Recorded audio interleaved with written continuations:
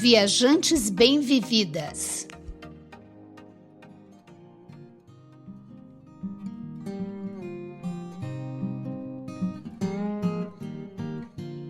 Curitiba é um nome de origem guarani. Curi significando pinheiro e tiba abundante. Foi dado pela grande presença da árvore araucária, também conhecida como pinheiro do Paraná, símbolo da cidade. Ajudada pelo pássaro gralha azul, que pega os pinhões fruto deste pinheiro e os enterra para comer depois, a árvore vai se espalhando e enfeitando todo o estado e arredores.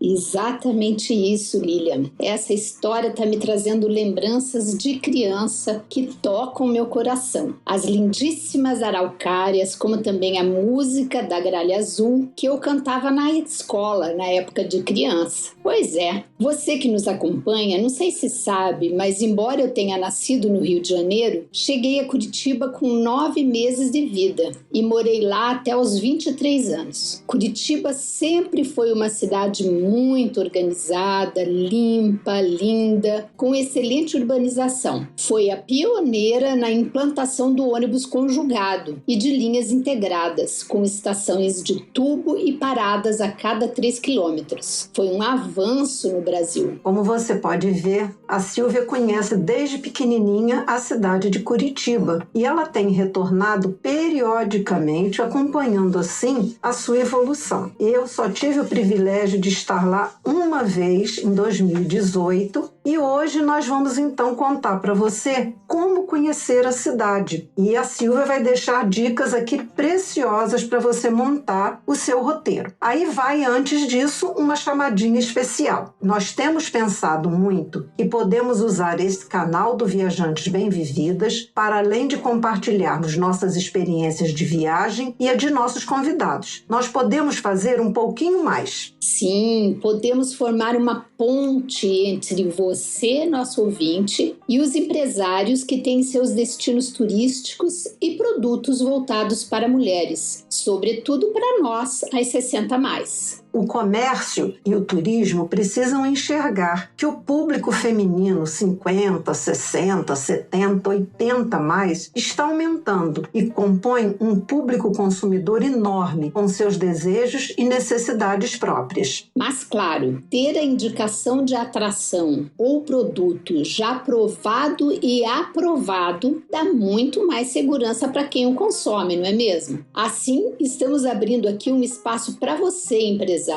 que tem um destino ou produtos para mulheres, para que você possa apresentá-lo aqui conosco, as Viajantes Bem-Vividas. E até para você que nos ouve e também é empresária, também é sua oportunidade. Entre em contato pelo direct do Instagram, que teremos prazer enorme em conversar com você.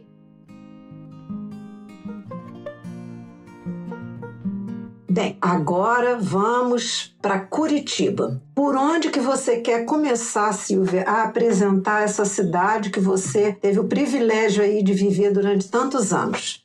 Eu acho que a gente pode iniciar pelo centro da cidade, né? E depois os parques, uma das grandes atrações da cidade. O que você acha? Muito bom. Vamos lá, então. Você nos conta sobre o centro de Curitiba. Eu amo o centro. É como você voltar no tempo, né? O centro da cidade mantém a história e tem lugares icônicos por onde eu andava quando era menina, adolescente. E eu vou começar pela famosa Rua 15 de Novembro, que foi a primeira rua fechada para pedestres no país. Isso que a gente vê hoje em várias cidades, a gente teve a primeira vez no Brasil lá em Curitiba. E ela também é chamada Rua das Flores. E sabe por quê? Porque toda ela é repleta de vasos suspensos com floreiras lindas e muito, muito charmosas. Eu, sempre que vou para lá, me hospedo perto da Rua 15, geralmente numa boa hotel business, onde ficamos juntas, né, Lilian?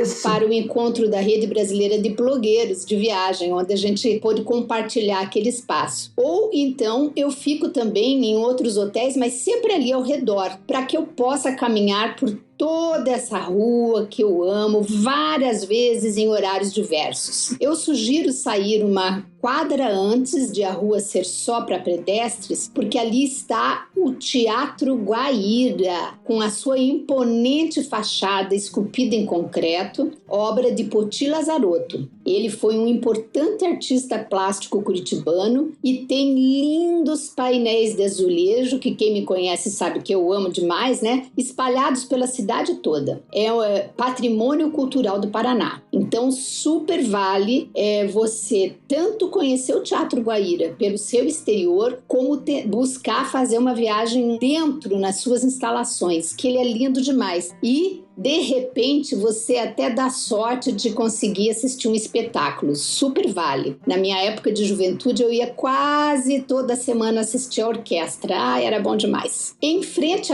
ao Teatro Guaíra está a Praça Santos Andrade, com muitas árvores, um grande chafariz no centro e bancos espalhados ao redor para relaxar. E na outra ponta da praça, oposto ao teatro, está o lindo prédio da Universidade Federal do Paraná, meu xodó, inaugurada em 1915 em estilo neoclássico. Linda demais! O meu coração chega aperta de saudades, porque foi bem aí nesse prédio que eu fiz as minhas disciplinas de anatomia. Ah, que saudade! Do lado oposto à universidade, na Rua 15, está o Correio. Ele foi inaugurado em 1934 e a sua arquitetura tem traços geométricos no estilo Art Deco. Lá funciona também um espaço cultural que vale entrar para conhecer. E bem do ladinho do Correio está uma das estações de ônibus chamada Tubo Ligeirinho, aquele que a gente comentou no início, que foi criado pioneiramente lá em Curitiba, né? Um modelo inovador de integração de mobilidade, tudo com acessibilidade, coberto e integrado.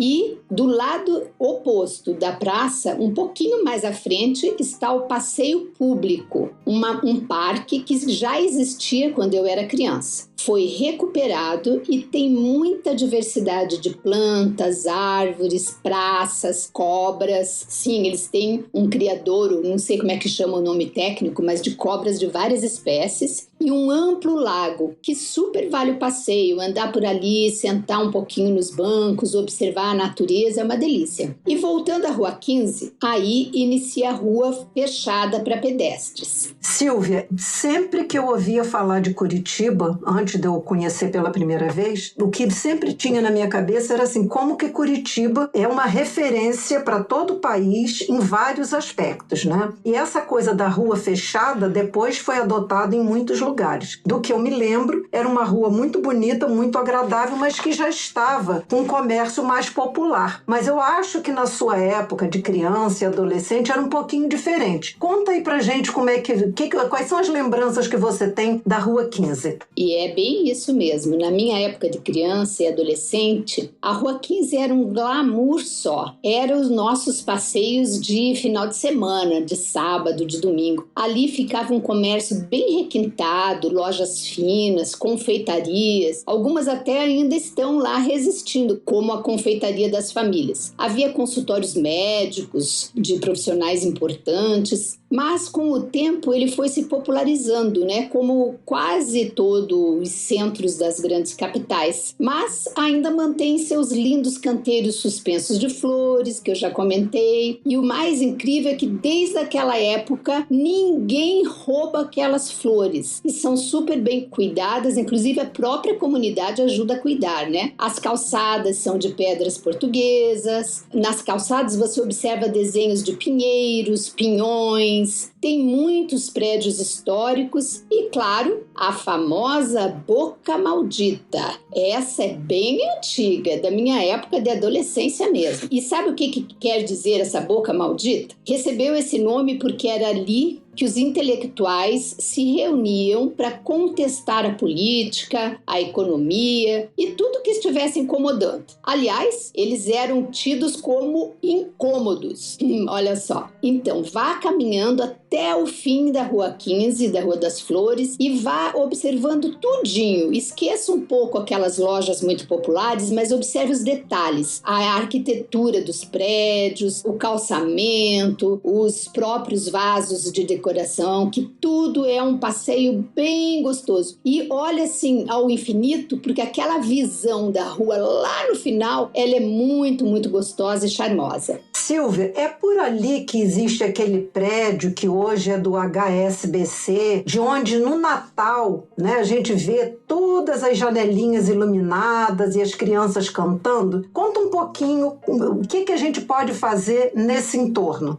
Exatamente ali. É um prédio antigo, bem bonito. Acho que todo mundo já deve ter visto essa apresentação das crianças no Natal lá em Curitiba, e hoje esse prédio pertence a um banco, né? Mas todo Natal existe toda uma estrutura cultural na cidade que trabalha com crianças em risco, crianças da periferia, e treinam, né, ensaiam o ano inteiro para naquele dia do Natal, cada janelinha ter uma criança, e aí aquela iluminação fica maravilhosa e eles cantando. Isso faz parte já da tradição de Natal de Curitiba. Eu, então, sugiro que você retorne pela mesma rua e depois de ver essa área toda, você vire em direção à Praça Tiradentes, para você visitar a Catedral Metropolitana de Curitiba. Eu amo essa igreja, eu acho uma arquitetura tão linda. É um prédio muito bonito no estilo neogótico. Aproveite e dê uma entradinha, ela geralmente está aberta e vale visitar lá por dentro. E ainda, continuando na mesma direção, vá até a Praça Generoso Marques. Pergunte. Se você não vir sinalização, pergunte ali para as pessoas que estão passando, porque vale conhecer nessa praça o edifício Paço da Liberdade. É outro edifício icônico. É um prédio histórico belíssimo que foi a primeira sede da Prefeitura de Curitiba. Mas tem mais uma dica aí. Num lado da entrada, ele tem duas entradas. Uma entrada hoje é uma área administrativa, e na outra entrada tem o Café Escola Senac, chama Café do Paço. Toda vez que eu vou a Curitiba, eu bato o ponto lá, porque é um lugar tão aconchegante, vale a pena você sentar ali e dar uma descansadinha, admirar o piano de cauda, um piano de cauda lindíssimo, centenário, assim como as mesinhas e as decorações. E tudo que eles produzem ali, os quitutes, os docinhos, os salgados, os cafés, são feitos por alunos que estão sendo preparados para serem baristas ou proprietários de cafés, etc., pelos cursos do Senac. Então, super vale a pena também conhecer essa iniciativa, né, que forma pessoas para o trabalho, o comércio da cidade.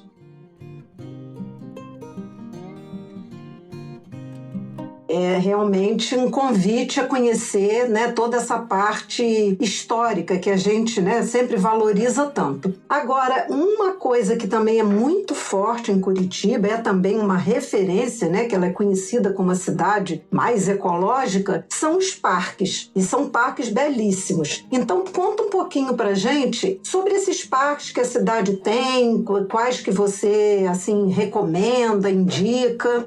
Isso não pode deixar de ser citado, né? Curitiba é conhecida mundialmente pelos seus parques. Mas na época que eu morava lá, havia somente o passeio público, que eu já comentei, e também o Parque Barigui, que era um lugar que íamos muito nas férias fazer piquenique e também nos finais de semana. Mas com o passar do tempo, Curitiba foi criando muitos outros parques. Você acredita que hoje são 44 parques, inclusive com alguns homenageando diferentes grupos de imigrantes europeus, que aliás é uma grande população de Curitiba e arredores, né? Eu vou começar a falar sobre os parques com o Jardim Botânico, que para mim é maravilhoso, com o seu Palácio de Cristal. O Palácio de Cristal, na verdade, é uma estufa de plantas exóticas e jardins inspirados nos jardins franceses. Aquele jardim é tudo de beleza. Um lugar imperdível que você, quando for visitar Curitiba, precisa ir até lá. É lindo, lindo. E ainda ao redor ali tem vários outros jardins que dão experiências sensoriais, que também, se você tiver um pouquinho mais de tempo, vale conhecer. Também outro icônico é a Ópera de Arame, que fica no Parque das Pedreiras. Aliás, foi um projeto de recuperação da extração mineral que deixou uma enorme escavação. Para mim, ele tem muito mais valor ainda, porque foi uma recuperação de uma terra que ficou lá desperdiçada pela exploração sem esse cuidado, né? E transformou aquele buraco que tinha ficado em uma escultura. É uma obra tão linda que para mim ela é mais do que um prédio, ela é uma escultura belíssima. Essa atitude também urbanizou o local com essa construção, trazendo para ali cultura e lazer. Incrível, contendo um teatro enorme, restaurante, tirolesa que cruza a arena de shows e o brinquedo Pêndulo ou Skyfall, que imagino ainda estejam todos funcionando. Foi uma super experiência visitar esse lugar. Vale muito. Bem, quando eu visitei, né, Curitiba, essa foi uma dos lugares assim que mais me impactou. A Ópera de Arame, né, e esse parque, que nós fizemos um passeio guiado e realmente foi um lugar muito bonito. Mas eu ouvi falar também muito do Parque Tanguá. Conta pra gente um pouquinho da história dele. Esse parque também é outro maravilhoso e é enorme também, muito bonito. Ele foi construído no espaço do antigo complexo de pedreiras desativadas, da mesma forma que foi a Ópera de Arame, né? E ele margeia o rio Barigui e tem uma vista muito linda.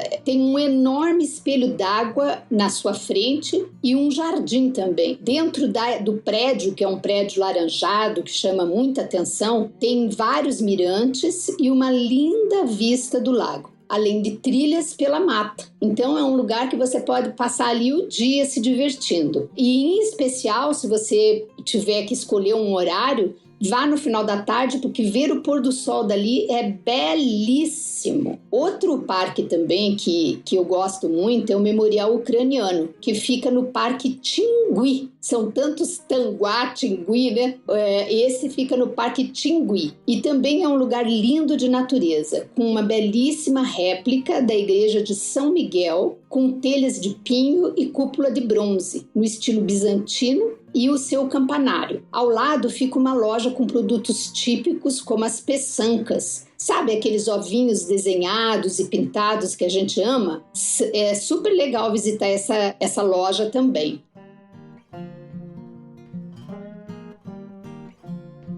Um lugar que eu vou falar só um pouquinho, porque eu conheci realmente assim uma visita muito rápida, mas que eu fiquei também assim apaixonada, foi o Bosque Papa João Paulo II. E aí eu visitei esse memorial da imigração polonesa e tem uma típica aldeia, né, com 7 casas polonesas, mais ou menos que da época do início dessa colonização na região de Curitiba. E além disso tem um bosque maravilhoso que foi organizado por Burle Marx. Então é um lugar lindo, mas conta um pouquinho sobre esse bosque. Super vale também. Ele fica até mais próximo do centro cívico. Quando eu falei ali do centrinho, né, da Praça Santos Andrade, bem próximo está o centro cívico, onde fica toda a área do governo, né, do estado. Então, por ali, você já pode fazer uma visita no centro cívico, que vale a pena, e ir a esse bosque do Papa João Paulo II, que é enorme, tem 48 mil metros quadrados. Essas casinhas típicas que Lilian comentou foram construídas por volta de 1878, bem no início mesmo da colonização da região de Curitiba.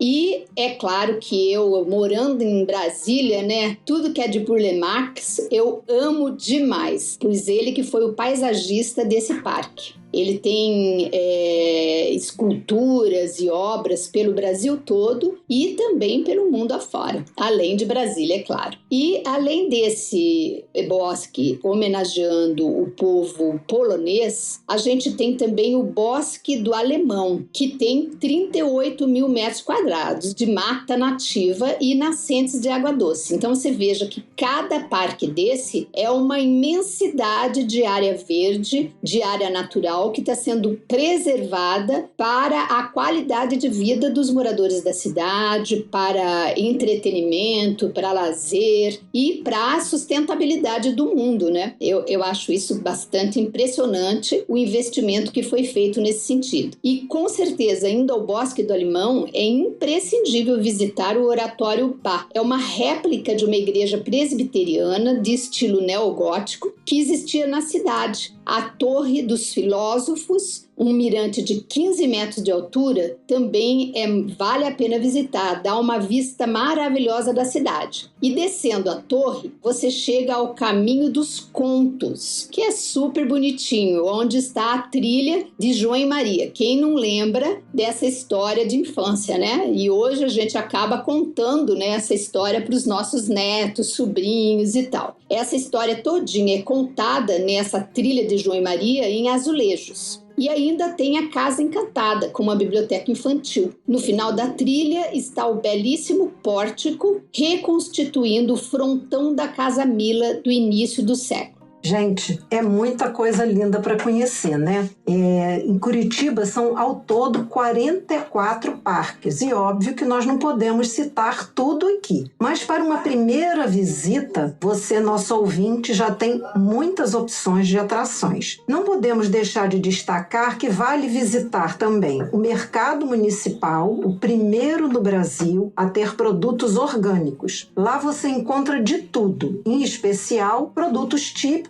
da cidade e do estado, tanto na área de gastronomia como enologia e artesanato. São diversos restaurantes, não deixe de provar o pastel de pinhão. E agora eu vou pedir para a Silvia falar de um assunto que ela domina, conhece muito e gosta, que é restaurantes e gastronomia. Conta aí, Silvinha. Começando pro pastel de pinhão, né? Esse é uma delícia. Pinhão, vocês sabem, né? Lá pro nosso início da conversa de hoje, é o produto típico da região e eu amo, gente. Na época do pinhão, você comprar aquele pinhãozinho, cozinhar e comer ele bem quentinho é uma delícia, mas tem que descobrir o segredo de como tirar o pinhão de dentro da casca. Esse é outro momento, hein? Bom, falando em restaurantes e gastronomia, também tem muitos lá no Mercado Municipal, mas tem um lugar que você, visitante, não pode deixar de ir, que é o Bairro Italiano, em Santa Felicidade. É ponto turístico. Aliás, minha festa de casamento foi lá. Tô lembrando aqui agora. E lá tem diversos restaurantes. Na minha época de juventude eram 2 ou 3 no máximo, mas hoje já proliferou e tem muitos outros. E todos, em geral, servem uma refeição típica completa, que vem salada de rúcula, frango, polenta, macarrão e tudo isso regado com o vinho da casa. Sabe aquele vinho docinho que é gostosinho de tomar? Mas cuidado, porque ele sobe rapidinho, não se anima demais.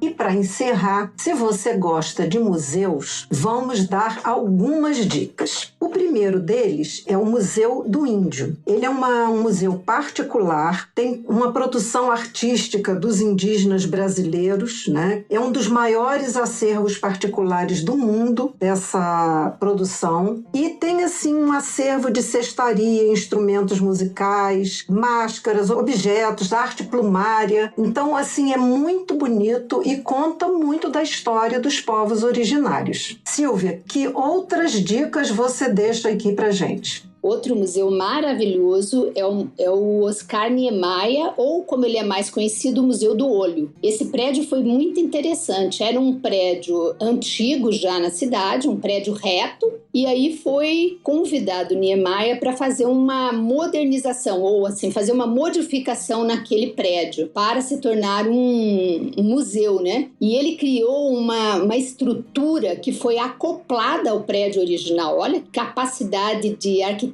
e da engenharia, né? Quem colocou em prática o projeto do Niemeyer, que é um formato de olho lá em cima do prédio. Então, ele ficou assim super exótico. É uma arquitetura belíssima, belíssima, como todas as obras de Niemeyer, né? E vale visitar o prédio não só pela sua aparência, né, arquitetônica, mas também pelas peças expostas. É muito bonito, conta a história da construção do próprio museu, com uma documentação muito bonita dos trabalhadores. Eu achei isso muito legal quando eu conheci. Depois, quando eu fui a Dubai, eu vi a mesma coisa naquele prédio histórico. Ai, como é o nome da torre? A maior do mundo? Burj Khalifa? Isso, exatamente. O prédio Burj Khalifa, que também tem toda a história das pessoas que trabalharam ali. E a primeira vez que eu vi isso foi no Museu de Curitiba, que eu acho, assim, uma ação tão humana, né, de você registrar aquelas pessoas que construíram aquele ambiente, que muitas vezes nem vão voltar naquele prédio, né? Eu gostei muito de ver isso. E também tem um jardim externo super lindo, onde eles expõem diversas esculturas. Então é um museu que vale muito passar umas horas, é muito bonito, divertido, agradável e com muita coisa para contar da cidade. Esse eu também tive a oportunidade de visitar. Tem lugares assim tão icônicos, né, de Curitiba, que realmente a gente não pode deixar passar. Esse museu é um deles. Mas tem um outro museu que eu queria que você contasse um pouquinho, que é o Museu da Vida. Esse museu me impressionou demais. Incrível, que eu só fui conhecer numa das minhas últimas viagens. Aliás, foi nessa viagem que a gente foi juntas, né, com o grupo de blogueiros. Eu amei, porque é um museu criado pela doutora Zilda Arnes, que foi minha professora, inclusive, na faculdade, uma médica sanitarista que, inclusive, morreu naquele terremoto lá no Haiti. E lá foi construído esse museu com toda a história da vida dela, mas não só a história da vida dela. Como ela era uma sanitarista e ela criou o método, né, de pesagem e de alimentação natural para crianças de 0 a 5 anos, e com isso ela praticamente erradicou a mortalidade infantil no estado, que depois essa mesma metodologia foi levada para o Brasil inteiro. Ali tem toda uma documentação dos processos dessa metodologia, e eles criaram uma forma de apresentar muito lúdica, interativa. Tem uns lugares que você tira umas fotos assim, que é muito interessante, parece você pequenininha, depois parece você grandona. É toda uma tecnologia usada em volta que transforma o museu num ambiente super de aprendizado agradável, de cores, de quadrados grandes onde as crianças entram. Então ela agrada muito as crianças, porque tem uma série de oportunidades de brincadeiras, lugar para escrever na parede, fazer desenho. É muito, muito agradável para crianças e adultos. A gente se divertiu lá. Temos fotos assim icônicas de brincadeira, de rir, de fazer palhaçada, e o museu permite isso, que você aprenda brincando, mas que na parte séria é uma forma de ensinar tanto crianças como adultos, suas famílias, a importância desses primeiros 1000 dias de vida de uma criança. É incrível, mas a grande maioria das pessoas desconhece que essa faixa etária da criança, ela é fundamental para o resto da vida da criança e da vida adulta. E se bem orientado, bem acompanhado e cuidando da criança de uma forma integral, você garante uma vida adulta com saúde e um país saudável. Silvia, esse museu realmente é um museu incrível. Eu queria que você deixasse uma dica aqui, que eu acho que é uma dica de ouro para conhecer as atrações de Curitiba, mas o que eu queria também ressaltar aqui é que todas as vezes que eu pensava, um dia eu vou conhecer Curitiba, me chamava a atenção, eu tinha curiosidade de ver de perto, né, a questão da mobilidade urbana, onde Curitiba também é uma referência. Os corredores de ônibus, que são aquelas pistas exclusivas, as estações tubo, as ciclovias, ciclofaixas, né? Então, assim, Curitiba realmente é uma referência em vários aspectos e que preza pelo bem-estar da população que ali vive e de quem vai passear. E então agora fala da sua dica de como as pessoas podem chegar a todas essas atrações. Vou ainda falar um pouquinho sobre o que você comentou, né, da mobilidade. Realmente foi um avanço, não só de arquitetura, mas como de tecnologia mesmo, né, porque todas essas linhas de transporte, elas são controladas numa área central, né, tecnologicamente, e a forma como ela foi pensada, né, lembrando que Curitiba é uma cidade muito, muito, muito fria, é uma cidade que chove demais. Então, as estações, o ponto do ônibus, né, aquela coberturazinha que a gente conhece nas cidades, elas foram transformadas em aquele tubo, que não só deu uma característica arquitetônica muito bonita para a cidade, como ela protege as pessoas. Então, as pessoas entram para esperar o ônibus dentro desse tubo, que seria o ponto de ônibus, entre aspas, né, e ali elas têm ar refrigerado, se é frio no verão e quente no inverno, seus banquinhos para esperarem calmamente, sentados e confortável. E outra questão, eles são acessíveis, né? Eles têm elevadorzinho que sobem as cadeiras de roda, toda uma estrutura para acolher a diversidade. E eu acho que, tanto tecnologicamente como humanamente falando, isso facilitou muito para as pessoas, né? A facilidade de você se deslocar de um lugar para o outro, a interligação que você paga um valor só e você faz todo o trajeto, então, economicamente também é interessante, tem várias vantagens mesmo e foi importante você ressaltar isso. Mas agora eu vou à dica de ouro então. Você pode conhecer todas essas atrações que a gente comentou aqui com um ônibus que existe lá em Curitiba, chamada Linha Turismo, que ele é um ônibus da prefeitura, é tipo aquele Hopon-Hopoff, mas não é um Hopon-Hopoff, ele é também de 2 andares e ele tem todo um trajeto que ele faz na cidade que praticamente você vai visitar todas as principais atrações, não só passando por elas, mas também ouvindo um áudio que explica sobre cada lugar, a origem, a história, e você pode descer até 4 vezes. Não é aquele que você vai parando em cada ponto e depois vai voltando. Mas você pode fazer ou o trajeto inteiro. Eu sempre acho que esses ônibus são muito bons para você ter assim, uma primeira visão da cidade. Então você entra, faz lá sua rota inteirinha. Se você tem muita curiosidade num ponto ou outro, você pode descer 4 vezes. E aí você já tem uma boa noção da cidade para depois você ir especificamente naqueles lugares que você quer conhecer melhor, né? Por exemplo, os parques. Você pode olhar e ver aquele que você teria, porque você não vai conseguir visitar os 44, né? Então, você pode olhar a maioria e ver aquele que você quer voltar depois. É uma boa dica para uma visita mais rápida, uma primeira visita à cidade.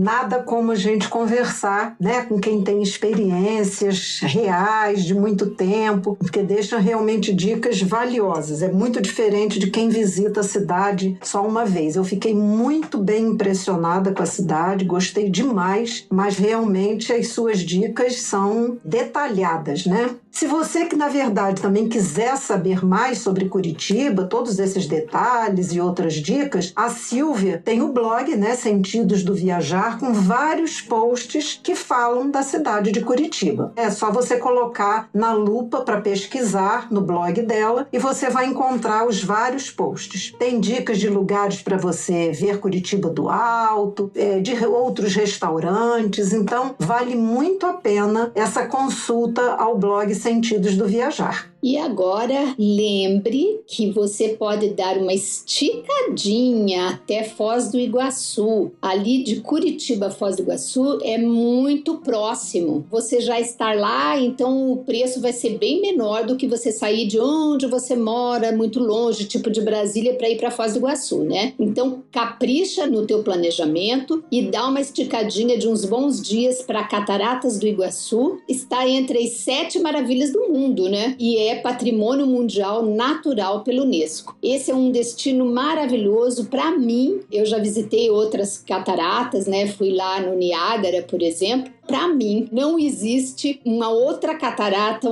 quedas do gênero, da dimensão, da beleza que é a Catarata do Iguaçu. Então, recomendo demais você também fazer uma dobradinha com esse destino. Silvia, a gente está chegando aqui ao final do nosso episódio, mas uma outra coisa que eu me lembrei aqui, que eu observei na cidade, foi comentado, eu tenho 2 primos que moram em Curitiba, né? São cariocas e moram lá em Curitiba já há muitos anos e não trocam Curitiba pelo Rio, gostam muito da cidade, e eles também me chamaram a atenção disso, é que Curitiba também valoriza muito, né, a questão da leitura. E eu não tenho certeza se todos os bairros têm uma biblioteca, mas pelo que eles comentaram comigo e eu li, seriam 196 bibliotecas públicas, mais casas de leitura. Então, também, você vê que é uma abordagem, né, em termos de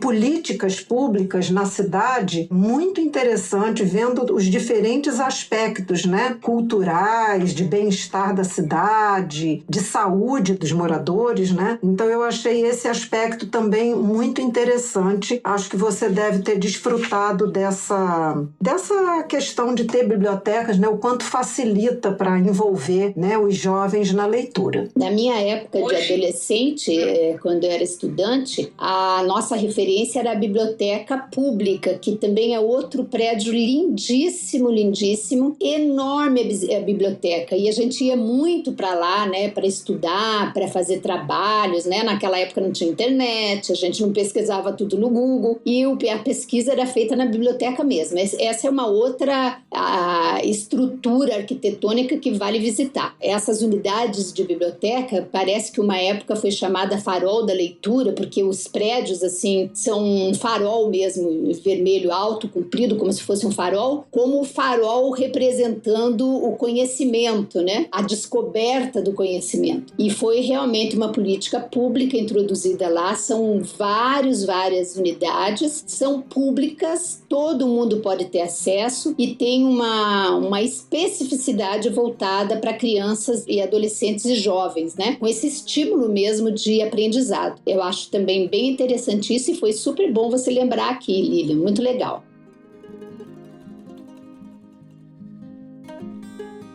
Bem, nós estamos chegando ao final do nosso episódio, mas a gente fica muito feliz, né, de ver que nós temos uma cidade no Brasil que tem todo esse olhar e já não é de agora, que essa cidade é uma referência e que a gente deseja, né, tanto eu quanto Silvia, que esse exemplo, né, ele possa ser adotado por outras cidades, né, no Brasil. Olha como isso traz uma esperança para a gente. Nós trouxemos dicas espetaculares, né, através da fala da Silvia, das principais atrações da belíssima cidade de Curitiba, que é a capital do estado do Paraná, uma das cidades, né, com melhor urbanismo do país.